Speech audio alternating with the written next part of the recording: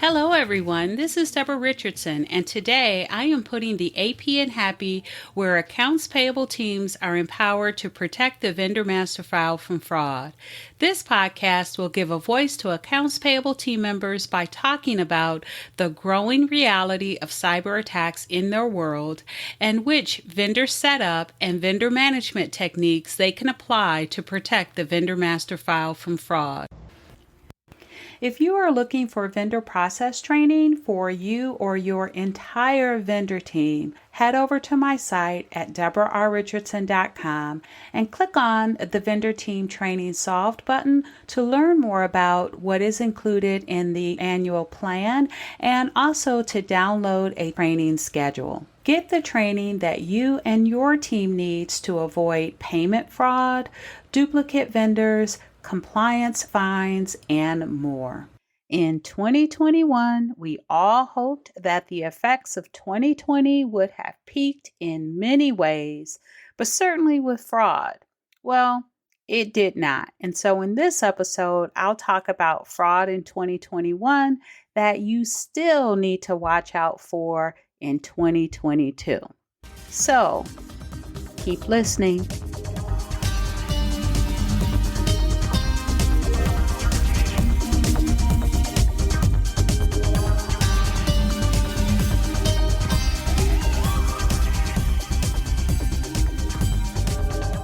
Welcome to episode 171, the top 3 fraud risks accounts payable teams need to watch out for in 2022.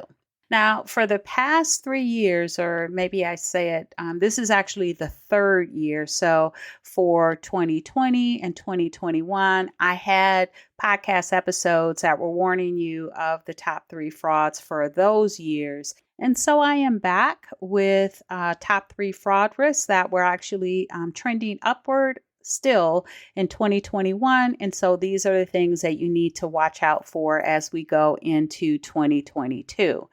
And you'll recognize if you listen to those episodes, it was the first one was episode 61.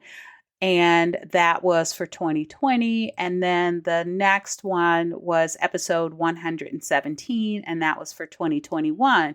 So if you listen to those episodes, you'll know that there are some repeats within each. Now, this year, you'll notice there's some little tweaks because, as normal, fraudsters are continuing to evolve. Now, before I get started, I do want to say these are coming from a webinar, a 60-minute webinar that I just had with a company called NS Knox. And I've had webinars with them in the past, and they have a software or platform where you can do bank account ownership for both U.S. and international vendors. And so during the webinar, I talked about these 3 fraud risks, and then I gave some tips that were immediate takeaways, so that those were like manual tips that you can go and put those controls into place. And then NS Knox came on and they talked about a way to automate that process with their platform for bank account ownership. And the whole point of that was to give, again, manual takeaways that you can put into place immediately to avoid fraud, which then gives you time to get an automated process in place. So I'm going to put a link to that webinar in the show notes. And with that link, you can not only watch the on-demand webinar, but you can also download a PDF of the presentation. All right, so let's get started with the first of the top 3 2021 fraud trends.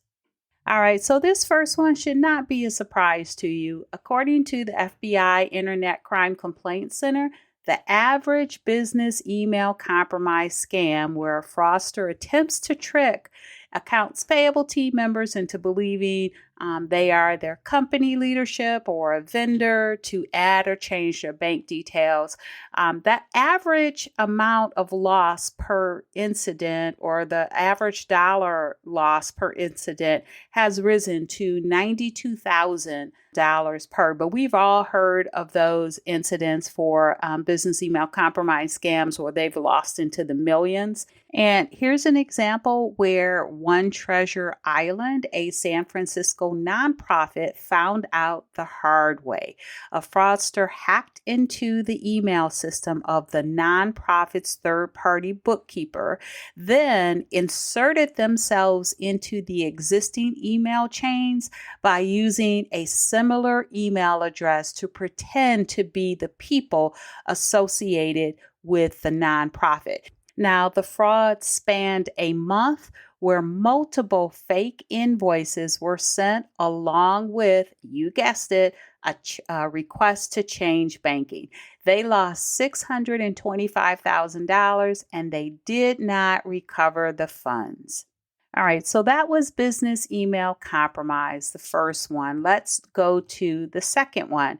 Now, the second one is I have combined these and you'll see why, but it is phishing and social media threats. So in many examples of email fraud, fraudsters are using spoofed emails. But what's worse than using spoofed emails? Well, not using spoofed emails. These fraudsters are in your AP team, your vendor team, and your vendor's actual email accounts because phishing attempts to gain login credentials have been successful. According to a November 2021 report by Phish Labs, phishing in 2021 surpassed that of 2020 by 32%. And we thought 2020 was bad. But what does that really mean? It means that the number of sites that these fraudulent emails try to get you to click on has increased.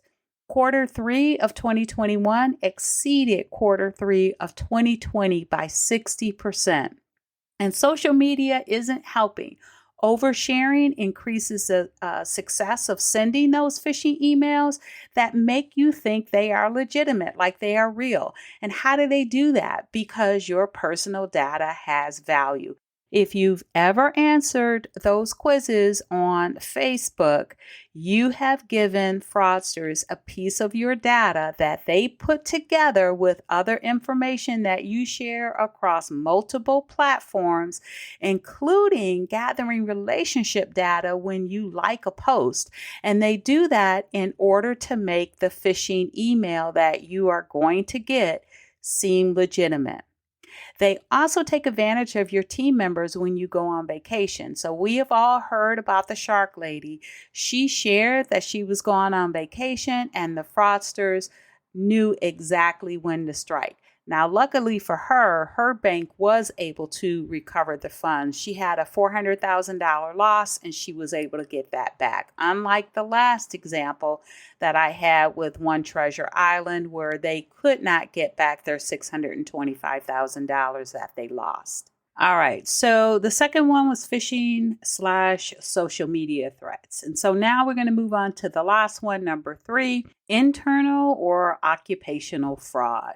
So it's not just external fraudsters. According to Finances Online, 95% of companies have problems with internal fraud, with check and payment tampering being one of the most frequent ways that employees embezzle money.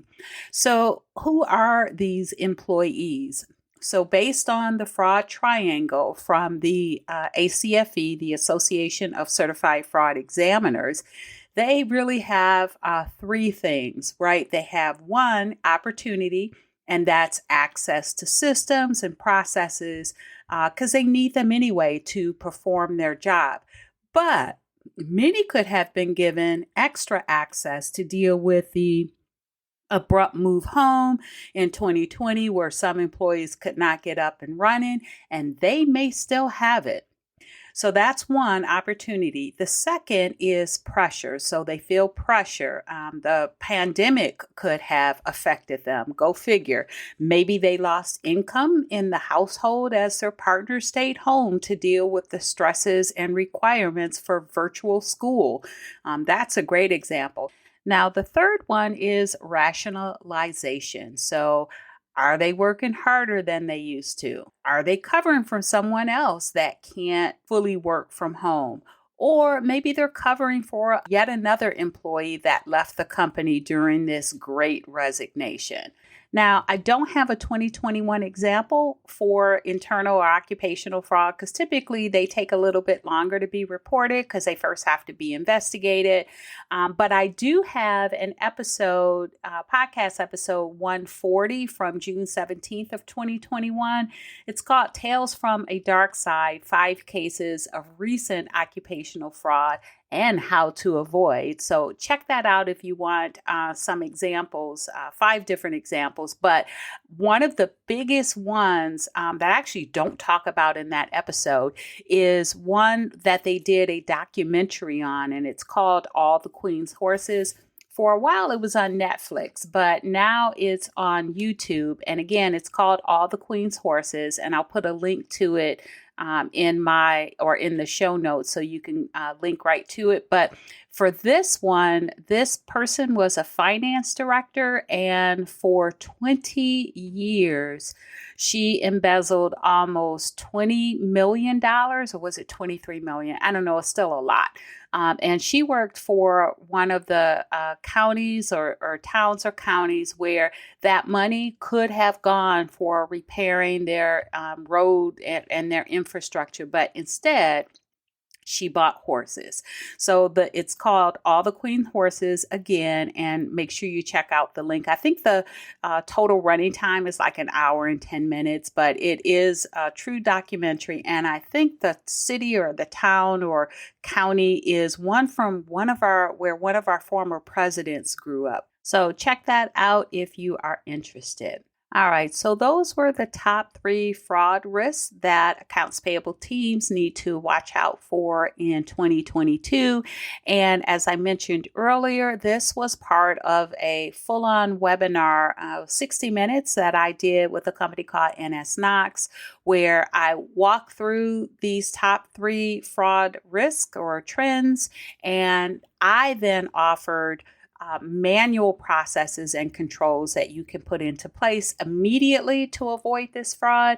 And then NS Knox came on and demoed how automation with their bank account ownership platform or product could prevent fraud.